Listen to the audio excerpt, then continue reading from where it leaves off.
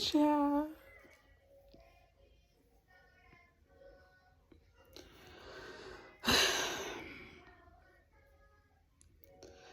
Y'all already know I'm just in utter disbelief with myself because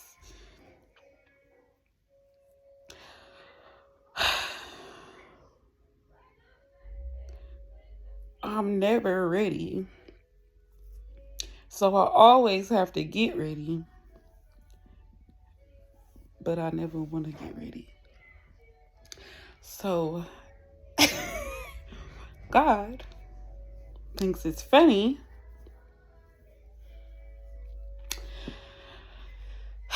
to drop things on me while I'm real chaotic, which is all the time because I'm never chaotic. I could have dressed. I could have left my wig on. Like, what the crap? This legit makes no sense. I'm clothed. I'm just not dressed. I know it looked like I'm not clothed, but I swear to God I'm clothed. But I'm not appropriately clothed. So eventually I might get up and stop this video. But then if I stop this video, that means I'm going to have to edit them together, which, you know what? Hold the line, please.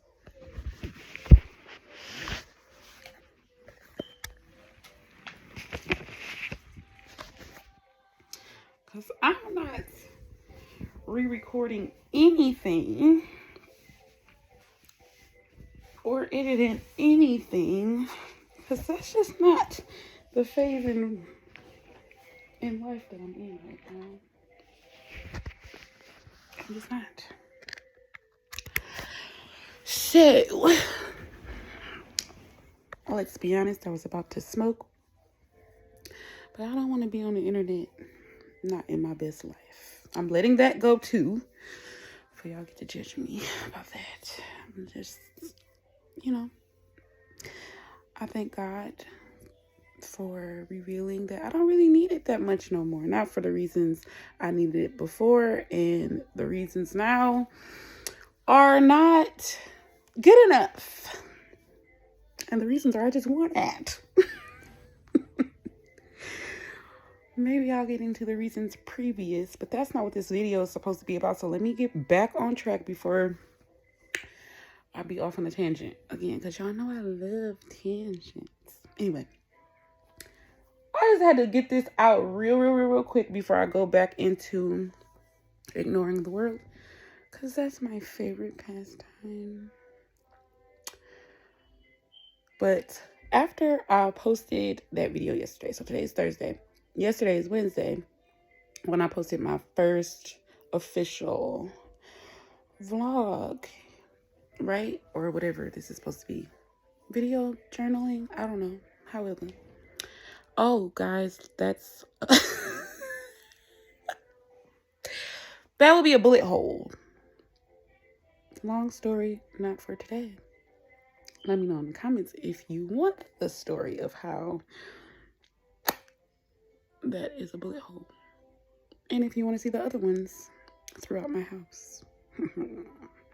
I'm still alive. That's petty, but for real though.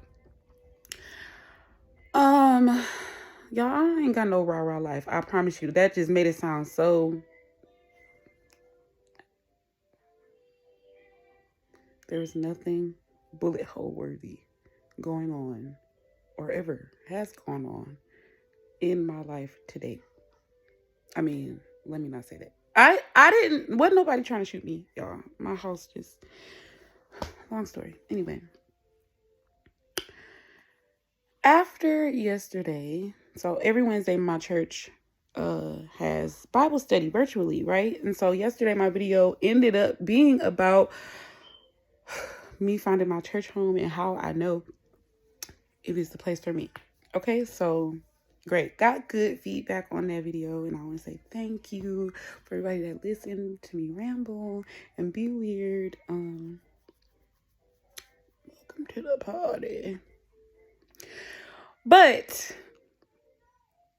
I just needed to come and tell y'all how, just prove that, like, just further show and prove, like, I'm not tripping, right? Okay, so every Wednesday at 6 we have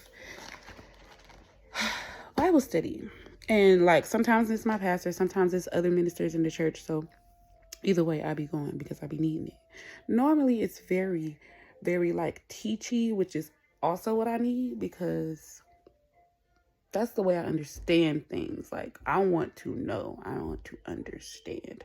So the way I understand things is when they're, like, legit, make a list, maybe a flow chart, Venn diagrams, data. I need data. I told you I like evidence. So I like Bible study because it really lets you study and understand. And it's like a lot of what I know, even like it's weird because like when I was in school, I was very, very smart, and people used to be like, how are you so smart? And it's like some stuff I had to learn and it was easy for me to learn, but some stuff I have no clue how I knew. How I know. Now I know how I knew, but when I was a kid, I didn't know how I knew. Anyway, neither here nor there. Last night's Bible study gave word, okay? One of the ministers from our church, when I say she came out, I don't even think she was trying to. When I say that lady was preaching, like I could not only was she preaching, but as usual, speaking directly to exactly what I was talking about in my video yesterday.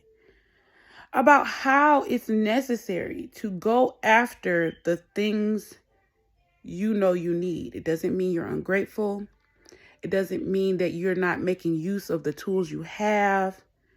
It doesn't mean that you are, not doing things right, or, you know what I'm saying? Like missing stuff. It doesn't mean that. It doesn't mean that. It just means that when there are voids in your life,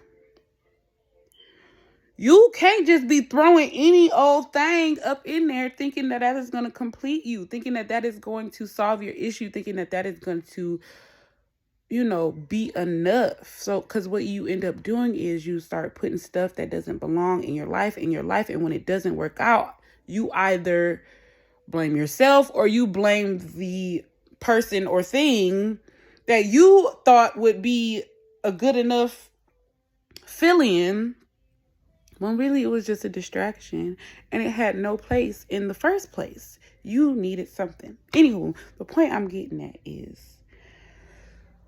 this minister, she was talking about how Elisha, or was it Elijah? I always get them mixed up. I'm sorry. One of the shahs in the Second Kings, right? So a woman came to him, her son had died. She knew that the power of God could get her son unalived. She wanted her son resurrected. He was deader than dead. He was dead. So I believe that Elisha, which one is the prophet, y'all? The prophet. Okay, the prophet sent one of his servants first. Told him to put the staff on the baby's head or face or however. And come back and tell him what happened. When he came back, the baby was still dead because he was dead, y'all. Anywho, that lady knew. She told Elisha or whomever the prophet was, whichever. Okay. Y'all know. If y'all read the Bible, y'all know who I'm talking about. I don't know if it's the Jah or the Shah, okay? One of the Elis. Yeah, so she tells him, like, if you don't come with me, I'm not leaving. And I'm not leaving unless my son is alive. And I know you're the only one who can make him alive. So let's go, essentially. So she went back. She took him back. He went in the room. He prayed for that baby. That baby got realived. That's the story in the Bible. That's not the point I'm getting at. She was preaching about, because I would love to call it Bible study, but that lady brought the word, okay?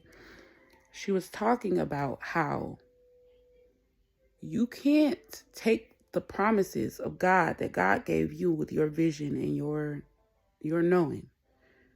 You can't just go give that to any and every old body. They won't understand.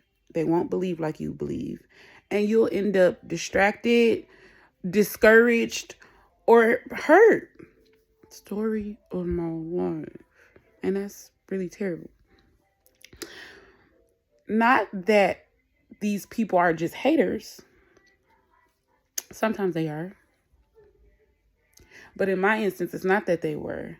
I ain't never, not on purpose anyway. Now, if you good at hiding your intentions, good for you, because you're good. Y'all, if you notice, when I'm nervous, I legit just play in my hair. Wig, natural, bald head. It is a nervous thing. So, also, I was bald head a little while ago because my baby stole all my hair after he was born. So I legit didn't have no hair, y'all. So I'm in the process of growing it back. And I didn't have stuff to touch before. But again, it's just a nervous thing. And it helps me concentrate, I think. Anyway, don't misplace the news of your promises, is what her message was about. But there was this one thing, and I told y'all, it's always one thing when I am at church that I just know God said to them so I could hear it. I legit wrote this quote down. Shout out to Minister Daniels. This woman said to me, even though she was talking virtually to everybody, but this was for me.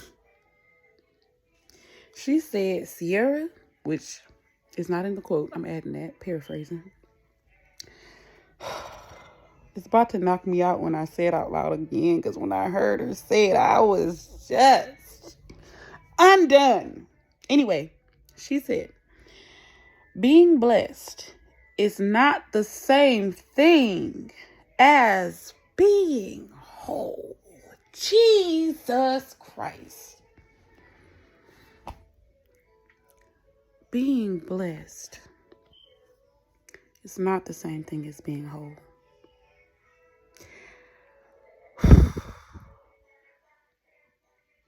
I just need some more marinade, because I made a video previously. I don't think it's on YouTube. It's probably on Instagram, where I was talking about how it used to be difficult for me to go to God in prayer. Like, I'm a worshiper. I will worship. Do you hear me? I just love Jesus. But praying used to be so difficult, legit. Like, God, you know how you go on a bad date and niggas just don't got good conversation? Like, that's probably how God was looking at me when I would pray, because I would just be there, to the point now I'll even whisper my prayers, because it's I'm focused on what I need to pray about.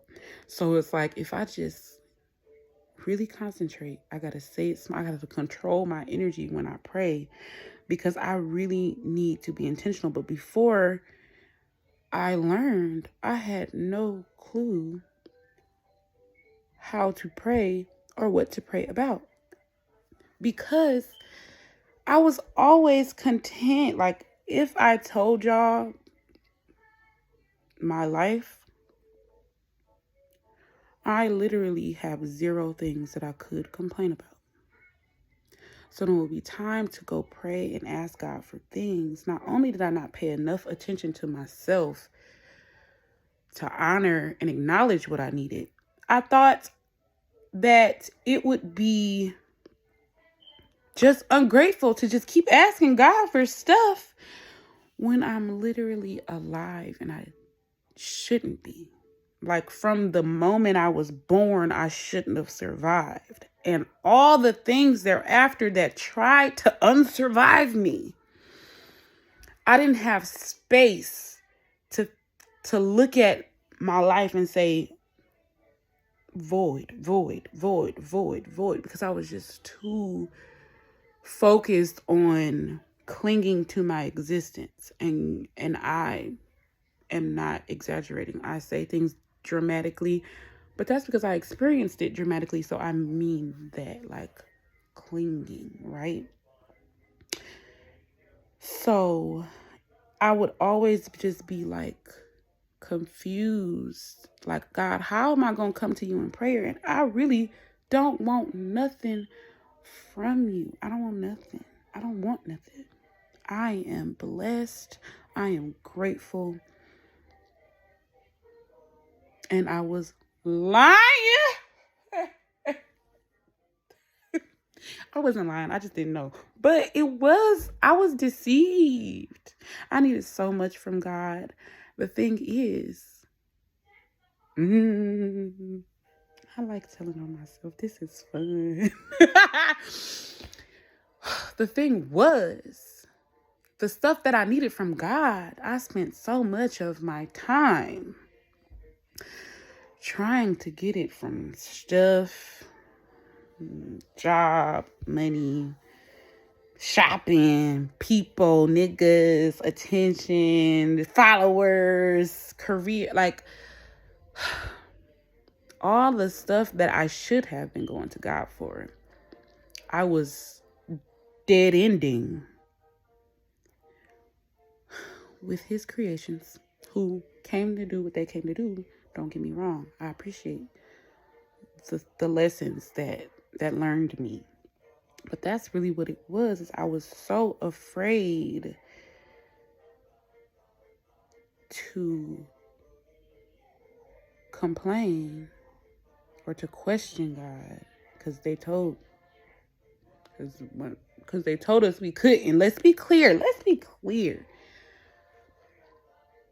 I came up thinking that, God do everything for a reason. He's always right. He's perfect. Don't question him. Don't be angry. You know what I'm saying? All these things. And like, to an extent. No, I'm lying. I disagree. Because not that God can ever be wrong. He's not wrong. Because his plan is planned already and we're following it. But when you go from being a person who's not in control, like when you grow up from a kid to an adult, in the religion of Christianity, let's be clear, not in relationship, but in religion, the things they teach you that are healthy to have good religion, they don't serve deep connection and relationship. Like, how can I know God more if I never question him? If I never go ask him stuff? If I never be like, okay, I learned this, but then this happened, so tell me what the discrepancy is. How will I get closer if I just yes man God all the time? Do I eventually get to a yes every time? Yes. But because of the way he made me, I'm curious, I'm concerned, I want to understand, and he wants me to. That ain't what they told me. Not for a long time. It's like, That's the thing about parenting. Like, parenting is funny because I'm saying it because I look at God as my father. So this is like parent-child relationship and everything else kind of relationship. But in this aspect, God is our father. So when our leaders, and I pray for just actualization from church leaders, not, they doing the best they could do with what they knew. People taught them, they taught people. That's how it works. So, but a lot of the times, our leaders teach us from a place of what I know now as ego and sort of parenting. Like, I'm your spiritual leader, I'm your spiritual parent. You do what I say because I say it. And then they take that heart and they put it on God. Like, because I told you don't ask God, you ain't got no business asking God, because you should be obedient to your parental figures and so forth. So it's like, it's giving, you want to tell me that God doesn't have the heart of man. He doesn't see you as men see you. He doesn't operate like men operate. But then you want to tell me to relate to him as I would relate to a person, or as I would relate to a parent, which is also faulty. Let's be clear. That's also no bueno. But that's personally for me. I'm not telling you not to relate that way. I'm saying in my walk. So don't listen to nothing I'm saying. I'm just giving my experience. Don't go changing you because what I said about me, that's not cool. What I'm saying is, when I found out for myself that God does not, he really don't look at you like people do. He really don't play by the rules people say he play by. Like, he don't. Because in my experience, when I go to God and I say, let's be clear, I'm talking about me. And I say, what the fuck was that? God really, he comes and he be like, well, let me make that clear for you. He makes that clear. He don't care what the approach is. I swear. So like in my head, because of my experiences and the way I learned, like, God is a real nigga to me. Like, he comes and he kicks shit with me. Like, I'm sorry I gotta say it like this, but this is the way it comes to, like, God is not coming to me sweetie pieing and, caressing me, and like, he doesn't, because I'm hard-headed, because I'm a realist. God doesn't sugarcoat things for me. God doesn't, put stuff in a pretty poem passage. It's not a Psalms, it's not a proverb when I hear from God. He ain't me neither. He ain't, I'll take it back. He ain't no hood, he's not that, but he's honest. He's direct. He is not nice about it. Is he kind? Yes, the kindest. But y'all got to know the difference between nice and kind. Those are two different things. The people that was nice was them pastors preaching religion to me. That's nice. That's cute. Make me feel good. I need kindness. I want to be right. I want to be right. I want to be righteous.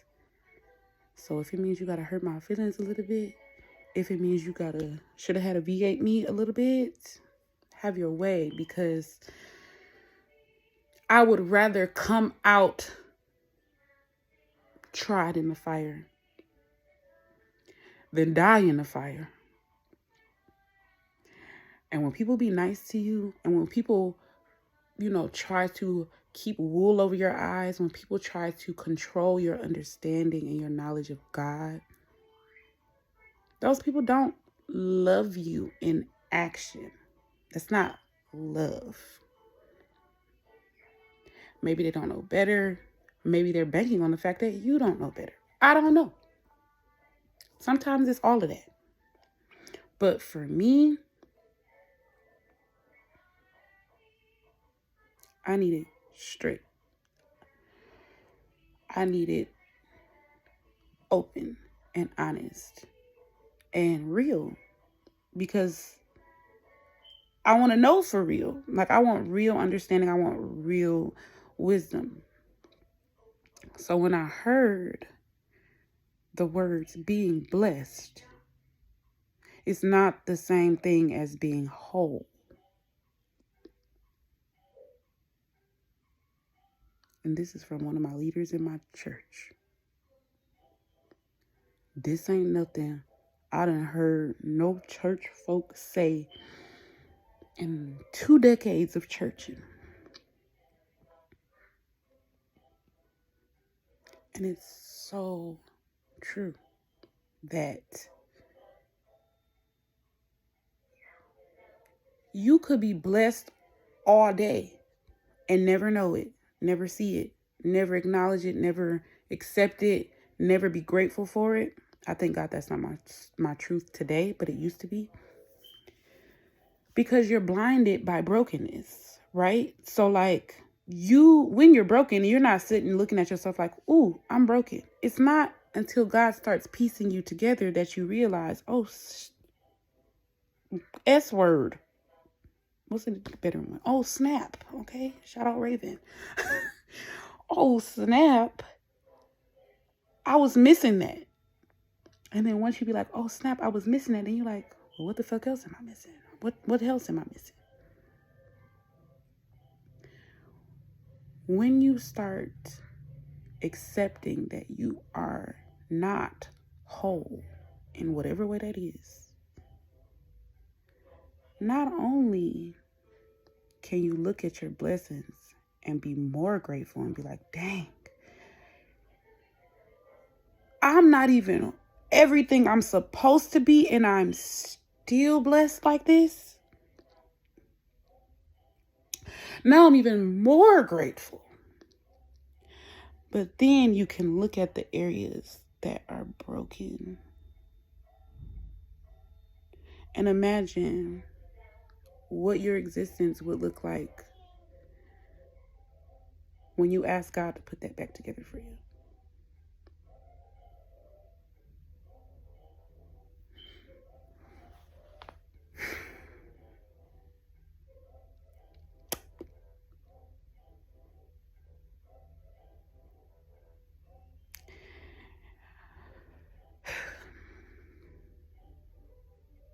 That's the point.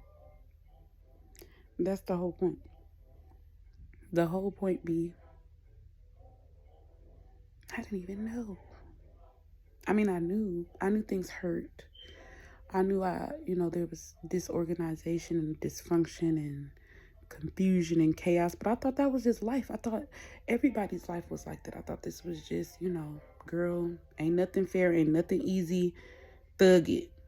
Get through it.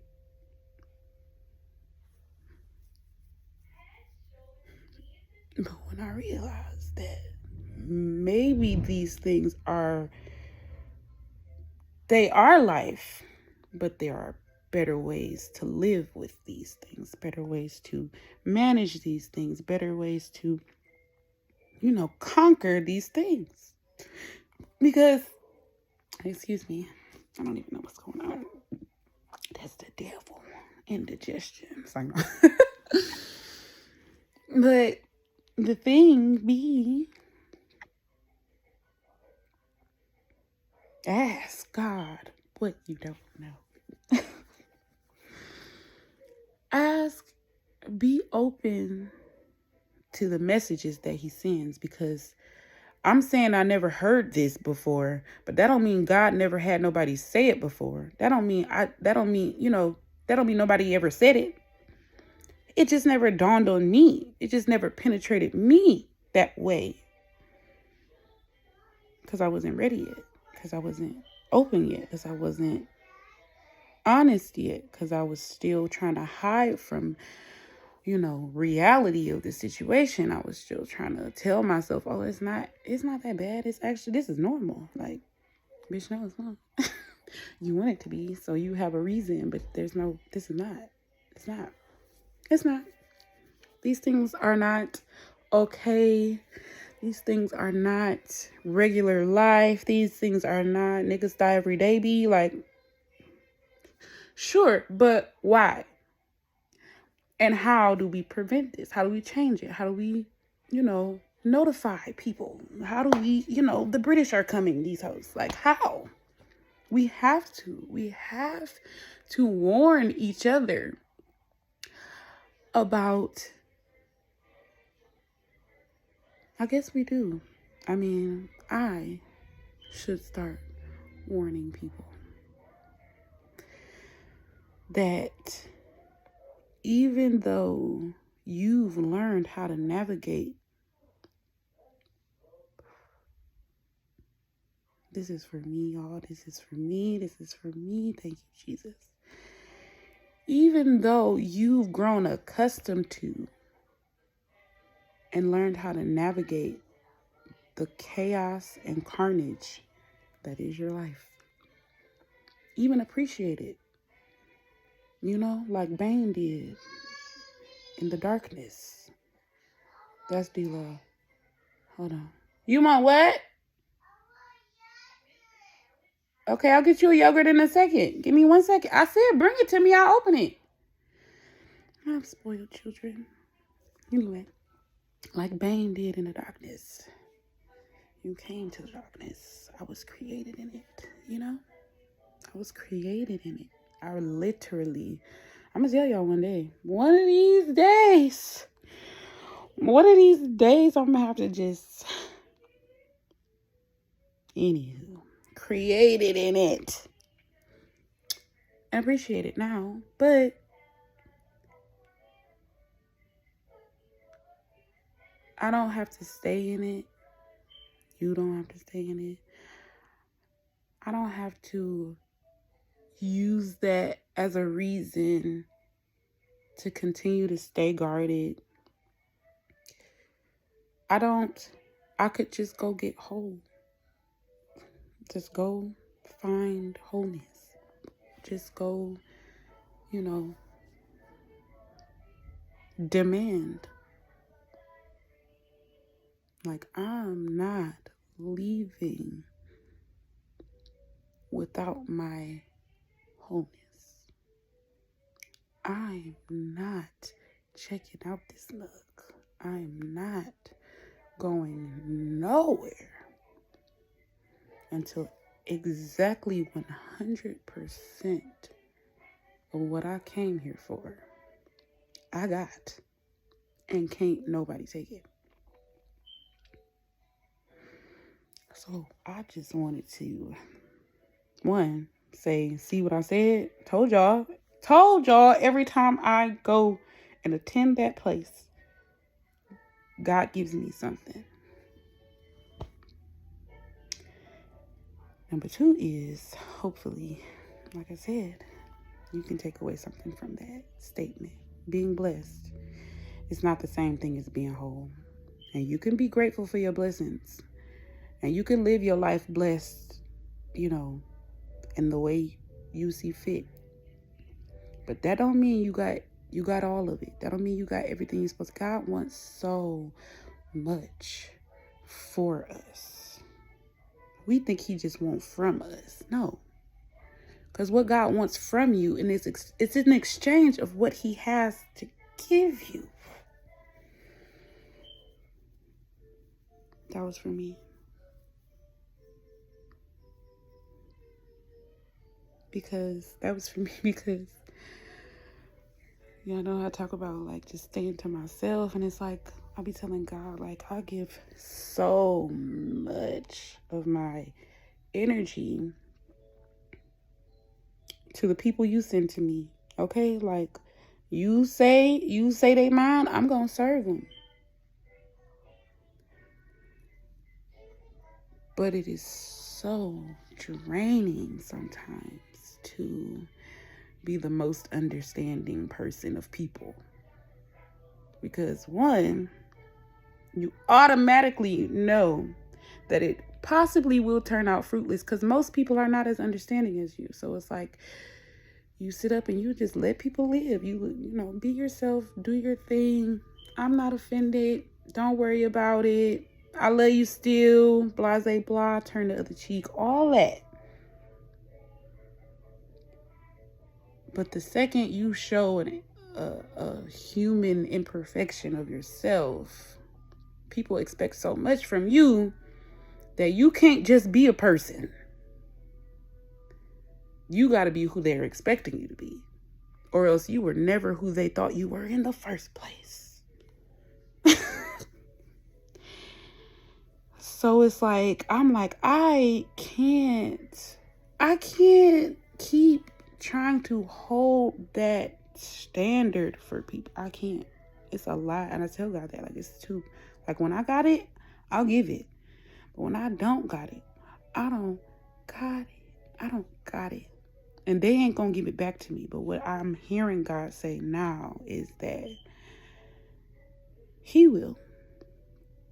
If I take my energy and I go love people so hard that when I come at the end of the day, I'm just too exhausted to do anything.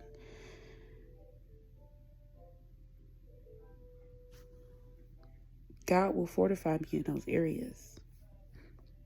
God will give me the understanding. God will give me the grace. God will give me the peace. God will give me the love. God will give me the encouragement to get back in there and do that shit again. That's what He said just now. That's what He's saying to me. So, we sharing. I'm sharing. Because the return, the reward, the increase that I thought I wasn't looking for before, because I thought it was like stuff and people and, you know, like trinkets.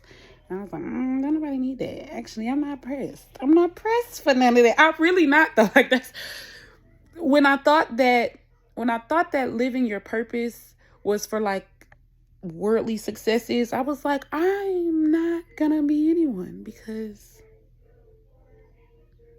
I'm not moved. I'm not impressed by like this. None of this stuff excites me enough. Like, it's cute. Like, bags be cute, wigs be cute, makeup be cute, that stuff be cute. But from my perspective, cute ain't enough. Like, you want all of this for me so I can look cute? I'm saying that to myself because that's the type of stuff that I liked. I love me some jewelry. You know, I would say car, but I don't even like cars. I don't want no car. I want a chauffeur. I want to be driven. I have no desire for a car. But you get what I'm saying. Stuff. Houses and, you know, riches. I'm like, okay, awesome. But is that the point of it all? Like, I'm just I know God be getting so tired of me because it's like the existentialism of it all. It's like everything means everything and then everything also means nothing. Like, I stay in the rabbit holes, y'all. The rabbit holes stay me in. Anyway, you get what I'm saying. Now that I'm absolutely sure that the rewards and the success that I'm seeking, it exists, but not in the places I was trying to get it from. You go to people, they're going to want to, you know, pay you or not pay you. They're going to want to shout you out. And it's like, girl, I don't want that. That's not what I want. That's not what I want. I want a deeper understanding. I want a deeper connection. I want more capacity to love myself and everybody here. Like, I just want that. I'm trying to be like very much Jesus level love. Like, that's the point of Christendom. That's the point of Christianity. It's not to be perfect and trendy and all that stuff. It's literally to develop yourself to reflect the image of Christ. And at his core, Jesus was love. Like, he wasn't choosy, he wasn't judgy, he wasn't standoffish. You know, he had his standards and he voiced his opinions, but really he loved everybody. He loved them authentically, like, you know, not in the ways like, oh, he knew you was going to serve me, so I'm going to give you this love. I know you going to, at the end of all of this, you belong to me, so I'm going to love you. No, I don't, you know, maybe that was a thing, but like by default, that was just his thing. To just, you know, it's very hippie of him. Very, very hippie of Jesus. I'm not even going to lie. He might, very hippie. To just, you know, not only show people themselves and their strengths and what they are capable of, but to show them the kind of mercy and grace and love that would be encouraging for them to accept themselves and believe in themselves. And I honestly feel like that's the goal of Christianity. That's what the goal of Christianity should be. And that's to love somebody so much that they begin to love.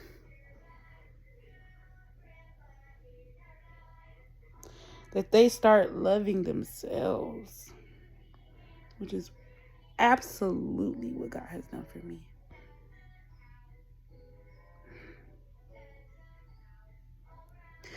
So yeah, that's my assignment.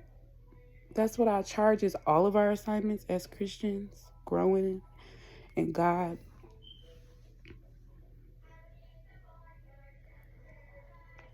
Convince somebody to start loving themselves, so then they can convince somebody to start loving themselves.